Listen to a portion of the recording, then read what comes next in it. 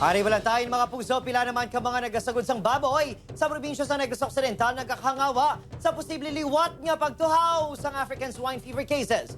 Border control checkpoints liwat nga ginpatuman. Nakatutok, Eileen Pedreso. Matapos nakarecord sa mga kaso ng African swine fever sa Valencia, Negros Oriental, nagapangaman ang Negros Occidental Provincial Government. Agud hindi na makasulod ang mga baboy kag iban pa nga pork products sa probinsya. Sige mangyapon subong umantay ta sa ato ng mga borders no because of this confirmed positive case ato nga neighboring province no LGU sa Valencia, Negros Oriental. Liwat nga nagpahamtang sa border checkpoint sa Kabangkalan City, kag banwas sang hinubaan kag nakasilyana ang PVO. Sa monitoring sa PVO, naka-intercept na ang otoridad sang karne sang baboy kag pork products halin sa mga lugar nga may kaso sang ASF.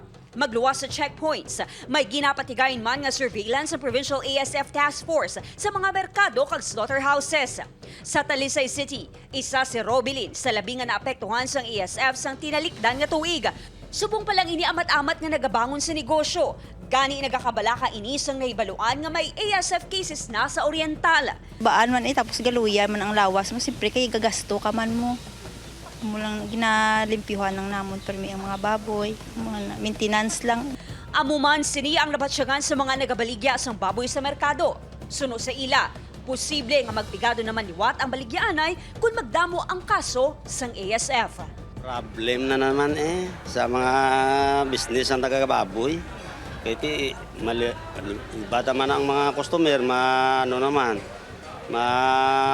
naman ang paminsaro nila, hindi naman kaon naman baboy. Buhay pa ka-recover nga daan. Kaya palang kabulan, ang recover isang religan ng masakit. Ara naman. Upod Garuel Banggoy, Eileen Pedreso, One Western Visayas.